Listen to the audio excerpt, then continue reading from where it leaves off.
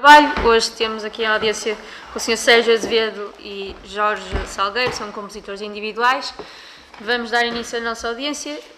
Tomaram nota da grelha de trabalho, senão também vou passar a relembrar. Temos uma intervenção inicial dos senhores 10 minutos, não sei como é que vão fazer, se vão dividir 5 para 5. 10 minutos para os dois, é isso? Exatamente.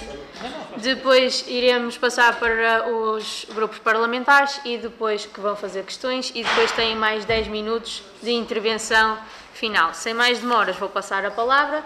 Tem ali o cronómetro dos convidados. Ali. Por isso vamos dar início, tem 10 minutos. Eu não sei se... ok. Muito boa tarde.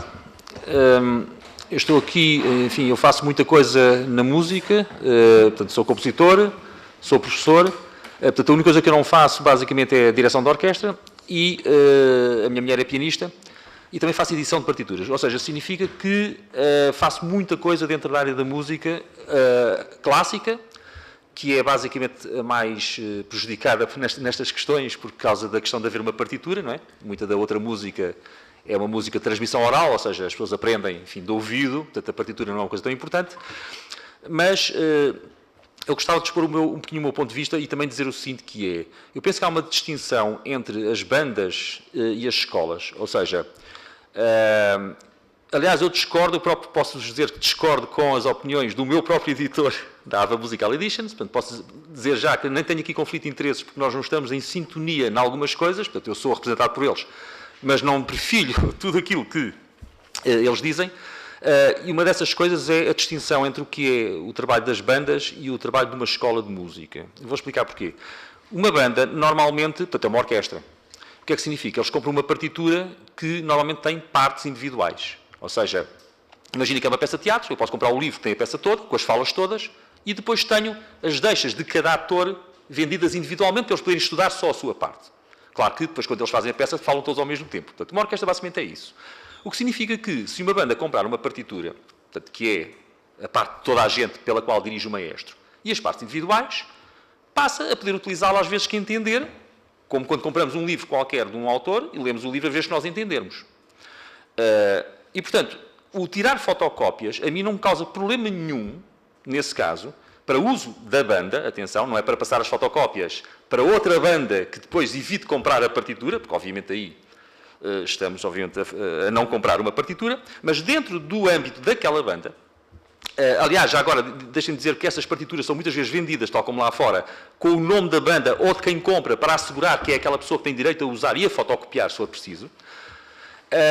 Não me incomoda nada, nem acho que eles tenham que pagar mais do que aquilo que já pagaram. Porquê? Porque, a partir do momento em que têm essas partes e essa partitura, eles não vão tornar a comprar isso no resto da vida. E, portanto, percebo que queiram cuidar delas e não as gastar, e, portanto, tiram fotocópias, vão tocar ao ar livre, vão fazer isso tudo. Eu próprio tiro fotocópias das minhas próprias peças, por exemplo, de piano, até por outras razões. Por exemplo, eu tenho a minha partitura, não precisei comprar porque é minha, mas imaginemos que a comprei, mas um caderno normal de A4 abre 2 páginas. E muitas vezes há peças que têm 4, 5, 6 páginas. Ora, quando estamos a tocar, não podemos virar às vezes as páginas que estamos a tocar. Então o que é que muitos músicos fazem? Tiram uma fotocópia da própria partitura, fazem colagem para poder ter sem viragens, porque às vezes nem sempre temos dinheiro nem capacidade para contratar uma pessoa só para nos virar as páginas. Portanto, isso é uma prática normal que não implica nada, no meu entender, com o termos comprado legalmente a partitura. Não estamos a enganar ninguém. Eu próprio faço isso para a minha música. Portanto, no caso das bandas, eu, sinceramente, não acho que haja nenhuma questão, a não ser precaver, e aí entra, eventualmente, uma fiscalização que devia, realmente, seja conforme penso eu, haver, no sentido em que a banda comprou aquela partitura, está a usar cópias por estar a tocar ao ar livre, está a tocar numa situação em que não dá jeito de usar os originais, mas tem lá o seu original e pode prová-lo mostrando o original e tem lá o nome da banda, nós comprámos isto, está aqui, é para nosso uso. Se uma outra banda, lá está, ali ao lado, nós não comprámos a partitura, mas a outra banda emprestou-nos aqui isto. Eu aí, enfim, acho que é uma questão de... Enfim, já não é honesto, e aí sim, aí acho que tem que haver alguma atitude, mas isso será uma atitude de fiscalização. Pronto. Em relação às escolas de música, é um processo um pouco diferente, porque enquanto uma banda toca aquela peça todos juntos, porque é uma orquestra, numa escola de música, o que acontece muitas vezes, principalmente nos primeiros graus nas crianças. Imaginem, eu dou até o exemplo com a literatura. Por exemplo, a escola compra um livro de contos de Chekhov. O livro tem 10 contos de Chekhov. E a criança está a aprender a ler. E então o professor dá àquela criança, durante uma semana, apenas um dos contos. E depois não torna a utilizar aquele livro. E depois pega noutro livro qualquer, um conto, sei lá, contos, não sei, Lobo Antunes, e dá outro conto também pequenino, e nessa semana trabalham aquele conto. Ou seja, o que é que significa? Se um pai tiver que comprar aqueles livros todos por causa de uma peça ou de um conto que é usado durante uma semana, vai à falência. Portanto, eu sou razoável também com isso. Mesmo como autor, eu percebo que a minha mulher dá aulas de piano e, portanto, faz isso. Ela, durante o ano, é capaz de dar 50 peças tiradas daqui e dali, são peças muito pequeninas. Às vezes é só para uma aula. E depois, na aula seguinte, já não é preciso aquela peça. Vamos obrigar um pai a pagar 15 euros por um livro que tem, normalmente, como são peças muito pequeninas, são livros com várias, só para usar uma vez durante uma aula, durante uma semana. Não é comportável. Por outro lado, percebendo essa condicionante das escolas de música, como autor, também penso que não é razoável que também não se pague nada por cópias. Porque imagine o seguinte, lá está, o Chekhov está vivo, a escola compra um livro de contos de Chekhov e nos próximos 200 anos, para os milhares de alunos que lá passam, aquele livro serve para tudo, para fotocopiar para toda a gente dentro da escola. E o Chekhov morre de fome porque vendeu um livro.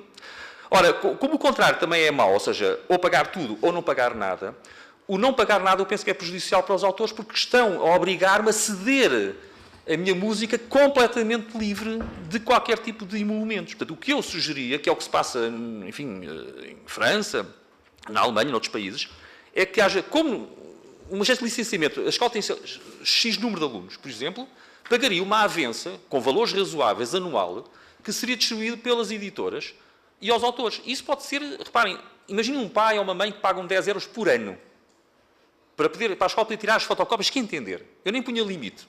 Porque dentro da escola, claro, teria que ser dentro da escola. E teria que ter o original. Se uma escola tiver 300 alunos, que é uma média de escolas de música, 300, 400 alunos, 200, 300, são 3.000, 4.000, 2.000 e tal euros por ano para distribuir. Se tivermos 100 escolas de música, já estamos a falar de 300.000 euros para distribuir. É alguma coisa. E eu já não sinto que estou a dar a minha música completamente livre e como autor ganho alguma coisa. Portanto, eu penso que tem que haver aqui, no meu entender, um equilíbrio entre dar algum dinheiro aos autores, porque nós também temos que ganhar a vida, mas não obrigar uma escola, obviamente, a gastar, e os pais a gastarem milhares de euros, que era incomportável, para comprar realmente todos esses livros, dos quais só se utilizam normalmente, pelo menos até ao 5º grau, uma pequeníssima parte, que não tem sentido. Sendo que a escola deve ter, obviamente, o original para provar que é dali que tira a fotocópia e essas cópias não devem ser cedidas a outras escolas, ou ser, enfim. Aí acho que é novamente a questão da fiscalização razoável que se impõe. Portanto, esta é a minha posição. Portanto, não tirar o direito aos autores de ganharem, enfim, o seu direito de autor, mas também não sacrificar as escolas de música, que muitas vezes, como eu também sei, têm um orçamento muito apertado, e encontrar um valor razoável de uma avença anual, por exemplo. Pode ser feita de acordo com o número de alunos, por exemplo, ou algo assim, o sítio onde está inserido, não sei, isso depois não me cabe a mim. A própria SPA poderá ter uma palavra a dizer sobre isso, em relação à cobrança. Muito obrigado.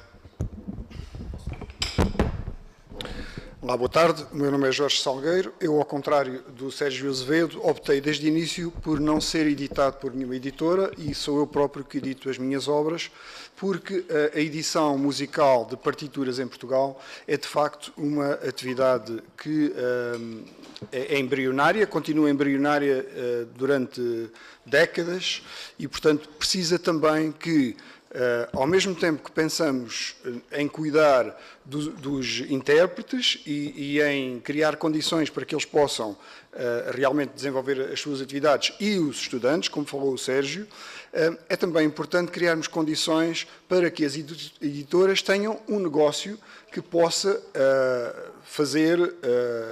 movimentar os direitos de autor, os autores, as editoras, e que seja de facto um negócio.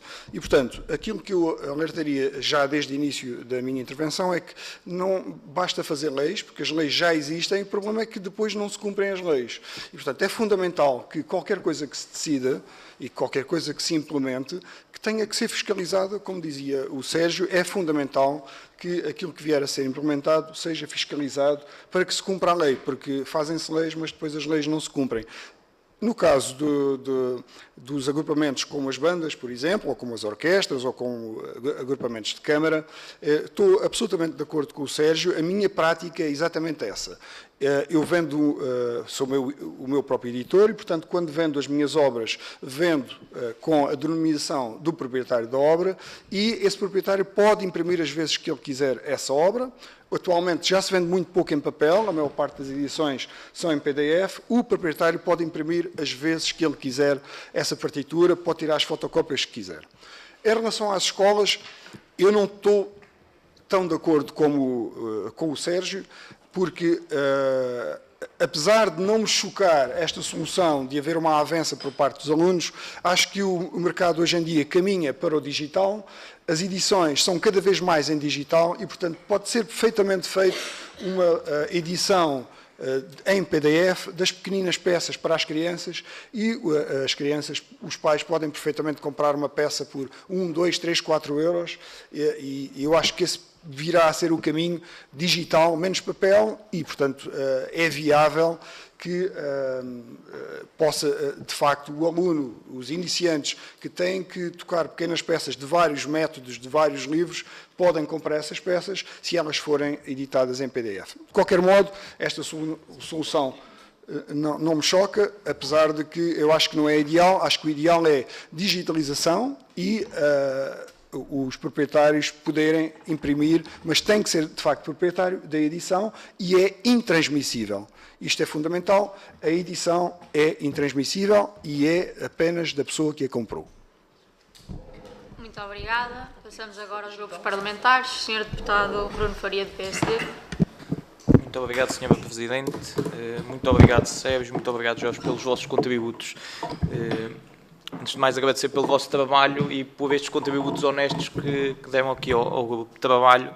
Eu próprio também tenho aqui pesquisado, não apenas aqui no âmbito do grupo de trabalho, ou seja, até perceber junto das escolas, junto de uns colegas meus que também compõem e depois também a parte das bandas locais, ou seja, porque parece que estamos aqui numa situação de cada parte está a puxar para o seu lado, onde por um lado o PSD compreende totalmente que os compositores têm que ganhar, por outro lado também compreendo que eu sou de uma aldeia que se chama Val das Aves, em Celubico da Beira, que tinha uma banda filarmónica que era os Basófias e acabou porque, primeiro, ou não havia jovens ou os custos já eram incomportáveis para se manter a existência da banda. E percebemos, ou seja, temos de encontrar aqui um modelo que, primeiro, não prejudique quem compõe, quem cria, e que também não prejudique, neste caso, quem pratica, quem toca, de certa maneira, porque acredito que é esse o caminho que estamos aqui a fazer. E tocaram aqui nos pontos essenciais, porque vivendo nós agora numa era do digital, onde percebemos que qualquer pessoa consegue pegar numa fotocópia, também pegar num PDF, porque eu ontem fiz o exercício de procurar partituras na internet e foi mesmo muito fácil arranjá-las sem pagar. Foi mesmo muito fácil. Não as vou copiar, não é esse o meu trabalho, não é essa a minha prática, mas que temos de encontrar aqui um caminho onde nenhuma das partes saia prejudicada. Para além disso, eu ouvi-vos aqui falar, ou seja, num avanço, ou fosse através da SPA, fosse um modelo de subscrição, mas deixou-me aqui depois uma parte que me intriga, que é, primeiro, como é que os senhores achariam que deva ser feita esta fiscalização? Porque deram um ponto muito comum do que eu percebi a falar também com estas pessoas, que é as bandas emprestarem as partituras uns aos outros, para emprestarem parte, ou então compravam a obra completa e precisava de uma pessoa que toca um instrumento mais específico, uma banda tem, a outra não tem, fazem esses empréstimos. Qual é que era o vosso modelo, ou o que é que vocês achariam que pode ser feito nesse sentido? Porque estamos aqui a falar depois à base de confianças entre comunidades, entre escolas, entre bandas, o que é que acham que pode ser feito? Depois, percebo que não... A pergunta concreta é se podem transmitir, é isso? Sim, se podem transmitir, não, mas como é que fiscalizamos isso então? Porquê? Porque estamos a falar de uma prática do treino, estamos a falar depois da prática de tocar numa atuação, do que é comum depois das bandas filarmónicas até tocarem nas aldeias, nas festas das terras, como é que isso é feito, ou seja, mandamos lá alguém fiscalizar, não, ou neste caso o maestro ou o presidente do grupo tem que andar com as partituras e os recibos atrás, ou seja, é algo que é complexo depois também na prática. Depois percebo que não concordam com o modelo que está atual, porque não existe essa fiscalização e acabavam por responder aqui, de certa maneira, ao que eu vos ia perguntar, que era que soluções é que acham mais adequadas. Tendo nós agora no digital, acho que esta parte de uma subscrição, de uma avança, percebemos, até já podemos agora fazer partituras e imprimi-las todas com marca d'água atrás, com data de compra e tudo. Acho que um sistema informático consegue fazer isso. Se acham que é esse o caminho, ou seja, mas garantir, em primeiro, assegurar o normal funcionamento de tudo que é estas estruturas e, de certa maneira, acabar por respeitar o que é a criação do autor. Ou seja, seriam estas as minhas questões aos senhores. Muito obrigado. Não, só no final. No final responda tudo na intervenção final dos 10 minutos. Muito obrigado, Sr. Deputado. Sr. Deputado Sónia Monteiro, do Chega. Obrigada, Sra. Presidente, Srs. Deputados. Sr. Sérgio e Sr. Jorge, começaria por agradecer então a vossa presença aqui neste grupo de trabalho. E a vossa audição é particularmente relevante porque esta matéria não pode ser discutida apenas em abstrato, nem apenas a partir de letra fria da lei, pois é indispensável ouvir quem compõe e quem publica, e quem ensina, quem dirige e quem interpreta a realidade concreta da música escrita em Portugal. É precisamente neste equilíbrio que se situa o projeto de lei 108, apresentado pelo Chega, pois a nossa iniciativa não só pretende liberalizar indiscriminadamente a reprodução de partituras, nem legitimar pirataria, nem retirar valor ao trabalho dos compositores, como, e antes pelo contrário, exige a aquisição prévia e legal da partitura original e limita a exceção a contextos específicos, sem fins comerciais, diretos ou indiretos, designadamente de formação musical, estudo, ensaio e execução pública por bandas filarmónicas, escolas de música, conservatórios e outras instituições culturais sem fins lucrativos. A pergunta que aqui se coloca, portanto, não é só autores que devem ser protegidos, eles devem. A pergunta é como se podem proteger os autores sem asfixiar as instituições que levam a música às comunidades, que formam jovens músicos, que mantêm vivas bandas filarmónicas, escolas de música e associações culturais, tantas vezes em territórios onde a oferta cultural depende quase exclusivamente destas estruturas. Gostaria também de colocar, e para que a vossa perspectiva, se é possível distinguir juridicamente entre uma cópia abusiva, que substitui a compra da partitura, e uma cópia de trabalho, feita a partir de uma partitura original, legalmente adquirida apenas para permitir o estudo, o ensaio ou a execução concreta de uma obra.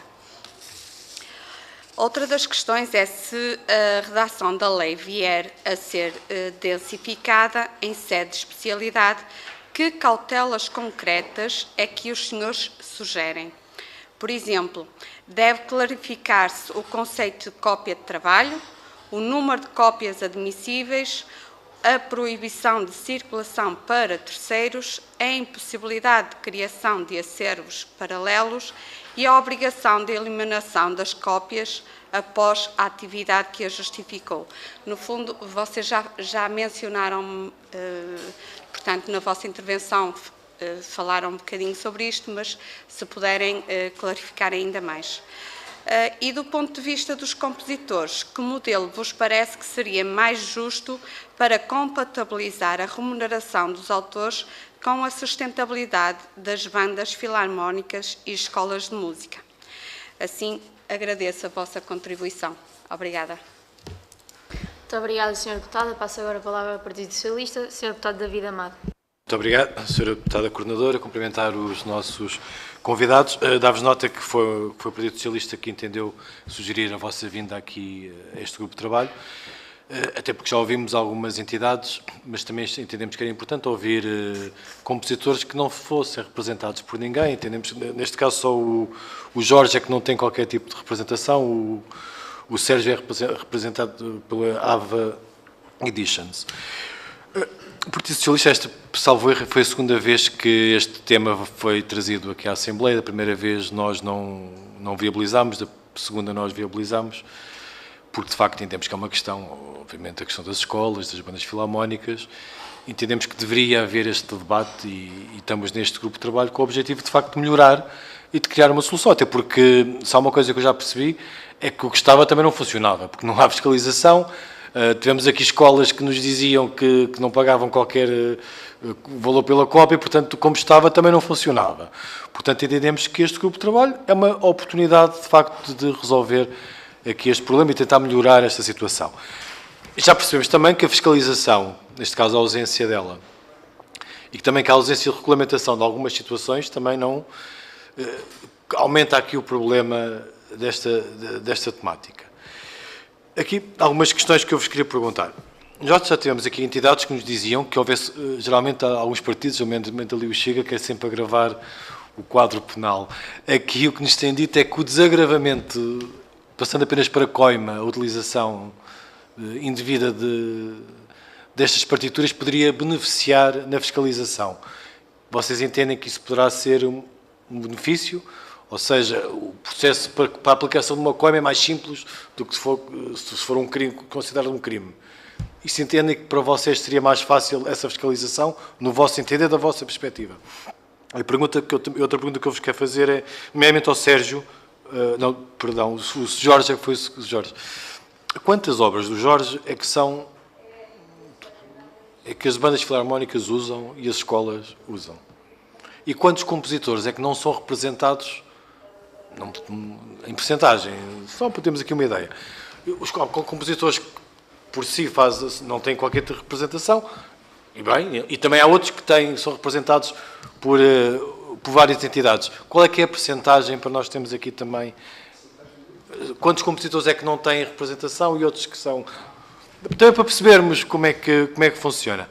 E eu não sei como é que é de perguntar isto, porque é até um bocado chato de perguntar, mas a nível financeiro, o que é que representa por ano para um compositor individual este tipo a utilização deste tipo de valores? Para um compositor individual, o que é que isso significa? Para nós termos aqui uma noção. Porque para si significa X. Presumo quando são representados por alguém, se X menos Y, portanto, deve ter uma taxa por essa mesma representação. Mas só para nós também termos uma ideia, também é importante. Para o cenário geral, na nossa parte, nós estamos aqui neste grupo de trabalho, vamos ouvir quem for preciso e estaremos o tempo que for preciso, tentarmos encontrar a melhor solução. Entendemos que tem que ser trabalhada as propostas que foram aprovadas, mas também entendemos que, como estava, também não resolvia nada e, de facto, criava problemas às bandas filarmónicas e às escolas. Muito obrigado. Muito obrigado, Sr. Deputado. Passamos agora para a Iniciativa Liberal, Sr. Deputado Carlos Guimarães Pinto. Muito obrigado, Sra. Deputada Coordenadora. Agradeço aos nossos convidados, ao Sérgio Azevedo, ao Jorge Salgueiro. Eu confesso que vinha para aqui, para esta audiência, com algum receio. Nós, nesta vida política, estamos habituados a ver pessoas que admiramos noutras áreas, a ter opiniões bastante distintas das nossas em vários processos legislativos, e é inevitável, depois de os admirarmos tanto, sentirmos algum receio de ter este tipo de discussão. E quando fui informado desta audição, sabendo, até pensava que eram os dois representados pela AVA, pelo que percebi, apenas o Sérgio fiquei com algum receio daquilo que iríamos discutir aqui, especialmente que tenho mesmo muito respeito. Acho que qualquer pessoa que gosta de música gosta muito de vocês dois. Eu conheço particularmente a obra do Sérgio e é dos meus heróis na música clássica, e tinha muito receio de vir aqui. Deixo já isto muito claro. Esse receio passou completamente, porque de facto este contributo foi extraordinário. Eu tenho de agradecer o contributo que trouxe hoje aqui, porque de facto vai-nos ajudar bastante. Não é a posição que de facto a AVA tem em relação a estes temas.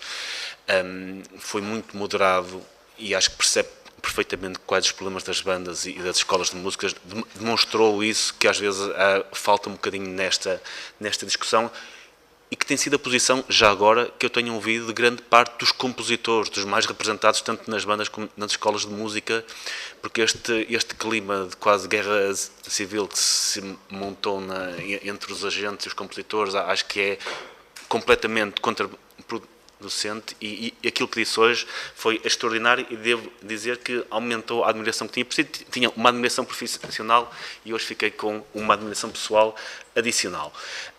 Acho que tem toda a razão. Acho que a questão das escolas de música é diferente da questão das bandas e nós temos de arranjar uma forma de resolver isso. Não sei se a forma de resolver isso não parte de uma negociação entre privados, porque na prática aquilo que tem de fazer é quando cedem os direitos ou vendem uma partitura, os preços podem ser distintos consoante o número de alunos que uma escola tem ou consoante o número de músicos que uma banda tem. Nós hoje já resolvemos isso de outras formas. Nós temos, quando começou a aparecer muita pirataria na questão dos filmes, apareceram as Netflix e por aí fora a vender subscrições, quando começou a aparecer muita pirataria na música, apareceram as Spotify, etc., que montaram esses negócios em torno de uma realidade que nós temos, que é fácil reproduzir música, é fácil reproduzir filmes, é fácil reproduzir partituras, portanto, o modelo de venda tem que ser distinto, e eu acho que tocou nesse ponto perfeitamente. A minha questão era mais, e sei que o meu tempo está aqui a esgotar, qual é a solução que propõe? É isto estar na lei, ou seja, o tipo de remuneração pela composição estar vertido na lei, ou haver uma forma diferente de ceder estes direitos às bandas, às escolas, etc., como atualmente se faz com os canais premium, ou com a Netflix, ou com a... Como é que acham que isso se resolveria da vossa experiência? Eu tenho uma opinião sobre isso, mas depois de ouvir os contributos fantásticos, e devo dizer, mais uma vez, agradecer muito os contributos que deram aqui hoje, gostaria de saber também a vossa opinião sobre isso. Qual é que deveria ser o modelo de negócio de venda de partituras? Peço desculpa à senhora coordenadora por ter excedido. Muito obrigado. São 5 minutos. Então pronto, vou continuar, porque... Portanto, eu achava que eram 3.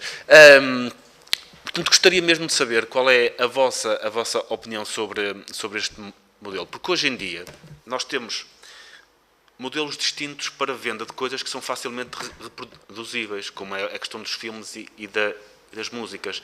Eu não sei se estes modelos que se aplicam no Spotify ou na Netflix podiam aplicar às partituras, principalmente estando a venda de partituras tão dispersa entre várias agências ou quem vende de forma individual, etc. Qual é que seria a vossa opinião sobre isso? Devíamos ser nós, legisladores, a legislar que a partir de agora os direitos das partituras são remunerados de determinada forma, ou deveria ser as próprias empresas, os próprios compositores, a alterar os contratos que fazem com as bandas e com as escolas de música, de forma a que os direitos dependam do número de alunos, etc., do número de anos que aquilo vai ser usado, ou até uma subscrição anual que dependa do número de alunos. Honestamente, estamos numa fase de formação de opinião, agora sim estou no meu tempo, estamos numa fase de formação de opinião sobre isso, e dado que as vossas opiniões foram tão moderadas e conhecedoras sobre o tema, gostaria muito mesmo de saber isso. Muito obrigado agora, Sr. Coordenador. Muito obrigada. Não estando mais nenhum grupo parlamentar representado, tem agora 10 minutos para a intervenção final. Então, fiscalização. Há duas formas de fazer a fiscalização. A presencial, e portanto o IGAC pode perfeitamente ter uma pessoa que vai aos concertos e que pede o comprovativo de que a entidade ou a pessoa tem o original ou comprou o original. E outra, por via digital, ou seja, pedir o programa e depois conferir com a editora ou com o autor se aquela obra foi comprada. Portanto, é uma coisa extremamente fácil.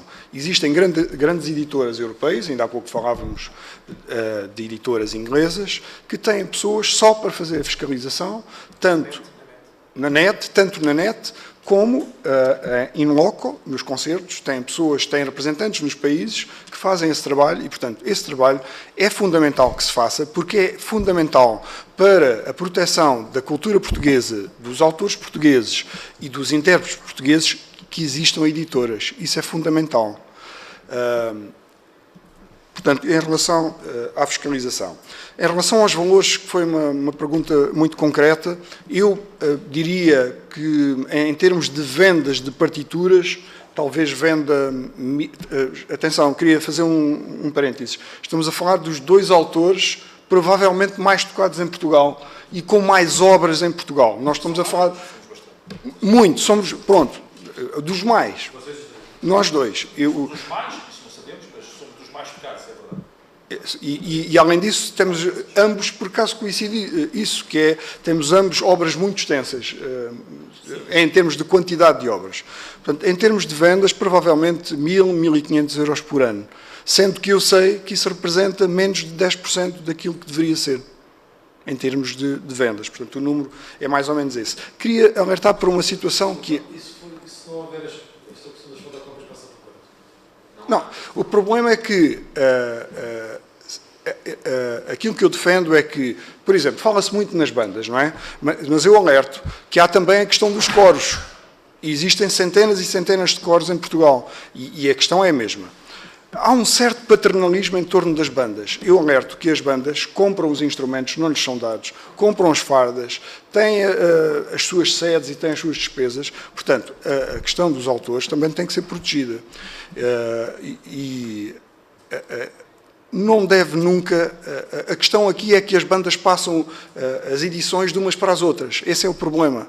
Portanto, eu escrevo uma obra, não é? Uma obra, por exemplo, uma abertura minha, que é tocada em praticamente todas as bandas, não é? Mas eu sei, essa obra é tocada por 100 bandas e eu sei que só vendi 3 partituras. Isso, para mim, é que tem que ser fiscalizado e tem que ser... Todas as bandas têm que ter o original. Depois de terem o PDF ou o papel, se quiserem perderem as partes e imprimirem novamente, isso para mim tudo bem. E nas escolas eu acho que é igual. Acho que devem mesmo comprar edições em PDF, edições digitais, e devem comprar.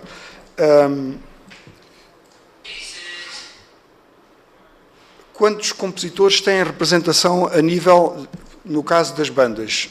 Quase nenhuns, porque de facto a edição não funciona e a prática da fotocópia é generalizada. Portanto, as bandas não compram, as bandas e os coros não compram o original. Esse é o problema. E, portanto, pode-se fazer uma lei para autorizar que se faça a cópia privada, não é? Mas se continuar a não haver fiscalização para a compra desse original, continuamos com o mesmo problema.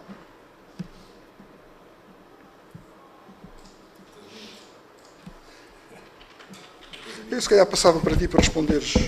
Eu não sei, assim... eu não vou conseguir responder a tudo, não por má vontade, mas porque não sei o que lhe hei dizer, Sr. Deputado. Ou seja, eu não sei, sinceramente, qual é a melhor solução. A única coisa que eu quero, desse ponto de vista, mais uma vez, é realçar que tem que se encontrar uma solução razoável que dê algum dinheiro de retorno aos autores, sem prejudicar demasiado as escolas. Como é que vamos fazer? Eu não sou jurista, não sei exatamente, e não temos muito tempo também para pensar sobre isso exatamente agora e como é que eu poderia fazer. Mas... eu lembro o seguinte, que é, também, a questão da edição, perguntámos aqui pelo dinheiro. Claro que o dinheiro é importante, todos nós temos que comer, e realmente, por exemplo, no meu caso, e isso foi importante, não é para dizermos que somos muito caros, somos muito bons, a questão não é essa, mas realmente que, eu com todas as peças que eu tenho, eu sei quanto é que se vende, que eu posso ir ao site da AVA e sei, vendeu-se vendemos 3 partituras. Ele não está a exagerar, o meu colega. Vendemos 3 partituras, mas eu sei que há dezenas e dezenas, que eu vejo os programas com essas peças e essas pessoas não têm as cópias. Porque é impossível, porque eu só vendi 3. Portanto, eu estou a perder milhares de euros. Não sei dizer se são 3.000, 4.000, 10.000. Mas é o suficiente para me fazer diferença. Eu até podia não receber tanto se houvesse o tal sistema, não sei se avança ou outra coisa qualquer, mas em que houvesse algum valor global que depois fosse repartido pelos autores. Não sei, sinceramente, qual é a solução. A própria SPA talvez pudesse ter alguma ideia, o IGAC, não é? IGAC, não é? IGAC, exatamente. Fiscalização, eu penso que não é realmente muito difícil. Por exemplo, eu dou-lhe um exemplo. Num concurso internacional, sei lá, de piano, as pessoas tocam de cor, mas eles levam as partituras. Eles têm que mostrar ao júri as partituras. Nos jovens músicos também. Eles até podem ter as partituras para tocar, em que fotocópia, está mais jeito, mas eles mostram ao júri, olha, temos aqui a cópia. Pronto, é o mínimo. E tudo isto seria, não estaríamos aqui a falar disso, se houvesse uma razoabilidade também, obviamente, dos diretores de cores, dos diretores das escolas. Porque há diretores honestos e há diretores menos honestos. A verdade é simplesmente essa. Na escola da minha esposa, o diretor, não me interessa agora dizer nomes nem qual é a escola, é extremamente honesto nisso. Ele compra as partituras que são usadas na escola. Quando não pode comprar mais, mas não se fazem fotocópias em princípio, ele tenta que isso não seja feito. Mas, infelizmente, não é o exemplo mais comum. O exemplo mais comum é o que o Jorge, infelizmente, está a dizer. Os nossos próprios colegas acham normal terem em casa 98% de fotocópias e 2 ou 3 partituras. Eu não estou a exagerar. Eu já entrei em casa de colegas em que a biblioteca era composta unicamente, praticamente, por fotocópias encadernadas. E não estamos a falar das tais pecinhas que só uma vez na vida. É o equivalente a teres uma biblioteca pessoal com o Tolstói, com o Dostoiévski, tudo em fotocópias e nem sequer um livro comprado. Claro que isto prejudica muito do ponto de vista financeiro, mas não só. Não só. Qual é a importância da edição? É a mesma que a dos livros. Por exemplo, se eu quiser mandar... Imagine que nós falamos muito da internacionalização da nossa arte. Há um maestro estrangeiro, o Dudamel agora, ele quer tocar uma peça minha. Eu vou-lhe entregar uma peça em manuscrito? Ou então encadernada numas coisas mal feitas por mim? Ele nem olha para aquilo. A nível profissional, ao mais alto nível profissional internacional, ninguém já faz isso. Todos os grandes compositores, os compositores minimamente importantes, como os autores, estão representados por editoras importantes, pela Busa, pela Faber & Faber, pela Universal. Ora, em Portugal existe uma editora minimamente importante em termos da representatividade, que é a AVA, com todos os defeitos que a AVA tem e as coisas todas, pronto, sabemos isso, eu próprio ando sempre à pancada com o Nuno Fernandes, pronto, eu vi aqui com toda a honestidade, porque eu próprio, enfim, temos realmente grandes diferenças de opinião sobre isso, mas é uma editora e também precisa de ganhar algum dinheiro. Porquê? Porque se depois não tem esse dinheiro, se não o vende, se vende 3 partituras, como podia vender 100, acaba. E tem sido o grande drama em Portugal, tem sido esse. Porquê é que nós não temos edições até agora e a AVA está a conseguir sobreviver? Porque nos tempos de hoje conseguimos fazer o print on demand, porque eles têm máquinas e é digital, e o que acontece? Alguém compra a partitura, eles imprimem só essa. O que é que acontecia antigamente? A Sassetti, até aos anos 70, imagine, fazia uma tiragem, 1500 peças do, sei lá, Beethoven, e depois vendia 10. Porque as pessoas tiravam fotocópias, o que é que acontecia? Essas editoras desapareceram todas. E por isso é que a música portuguesa também não era tocada. Porquê? Porque sobrevivia em fotocópias, e já fotocopias de fotocópias, e nenhum maestro estrangeiro, ou mesmo português, de relevo, vai pegar numa partitura manuscrita ou fotocopiada ou uma má edição. Não estão para isso. Já não, estamos a falar de um nível profissional internacional. Portanto, é absolutamente essencial conseguir que as editoras, mesmo que não estejamos de acordo com tudo o que eles querem ou deixem de querer, mas que as editoras de música, que só há neste momento 2 em Portugal mais ou menos a funcionar, que é o MPMP, que seja como for edita muito pouco, a AVA, que realmente já tem um portfólio bastante importante, basicamente todos os compositores ou quase todos representados estão na AVA, porque não há mais nenhuma. Também é verdade, é que não há mais nenhuma, mas eles andam sempre aos altos e baixos a tentar sobreviver um bocadinho. Só para dizer que se houvesse realmente uma razoabilidade do uso da fotocópia, eu até admito que as pessoas façam algumas fotocópias. Está tudo no razoável. Se eu fizer 10% de fotocópias e comprar os outros 90%, eu vivo bem. Agora, se as pessoas fizerem o contrário e tirarem 90% de fotocópias e só comprarem de vez em quando uma partitura, estamos mal. Portanto, eu não sei dizer qual é que é a solução, mas ela passa realmente por tentar, talvez um pouquinho ali, um bocadinho mais de fiscalização, um bocadinho da lei, um bocadinho de equilíbrio entre as escolas e bandas e os compositores, para encontrar algo razoável. Agora, exatamente como, é muito difícil dizer exatamente os porquês. E precisaria de mais tempo também para distinguir aquelas questões, se é cópia de trabalho.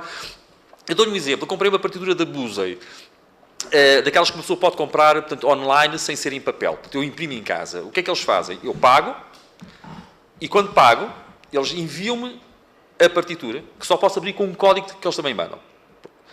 E com esse código eu consigo aceder ao PDF e só consigo imprimir uma vez. É o mesmo processo. Pronto, nós imprimo. Temos nas análises clínicas. Pronto, exatamente. O PDF vem com um código. Pronto, portanto, eu imprimo aquilo. Fica mais barato, porque não há o papel, que eles não gastam papel. Eu é que gasto o papel, porque eu faço a minha própria impressão, em casa ou onde eu quiser. Mas só vale uma vez e está lá. E vem o meu nome, ou seja, a partitura tem lá em todas as páginas quem comprou e quando é que comprou. O que é que significa? Se eu estivesse num país onde houvesse alguma fiscalização, se eu, por exemplo, em França, se eu for dar um concerto, com essa partitura, aqui não é uma partitura, é uma cópia que eu fiz, mas está lá a dizer que fui eu que a comprei e quando é que a comprei. Mas é muito provável que me possa aparecer um fiscal do nada, no fim do concerto, ao meu amigo, ok, você tocou isto, tem aqui as partituras? Estão aqui. E eles levam-nas. Ou seja, é muito normal em França e noutros países, há um concerto no Museu de Câmara, os músicos têm as partituras com eles. Portanto, é assim, não preciso levar tudo o que está na escola, eu vou tocar 4 peças, levo 4 partituras. Mas tem que as ter ali, porque pode-me aparecer um fiscal. Não sabemos quando é que aparece ou quando não aparece. Eu não sei se é a solução, mas quer dizer... Não precisa, acho que não precisa ser o recibo. A partitura, repara, quando compras a partitura, ela tem lá... Quando é uma partitura daquela que tu podes usar mais vezes, tem lá o nome do proprietário. É o que eu faço. Portanto, aquilo vem com o nome do proprietário e com outros dados que tu mandas para lá. Acho que até o NIF tem. Eu sou obrigado a mandar uma série de informações.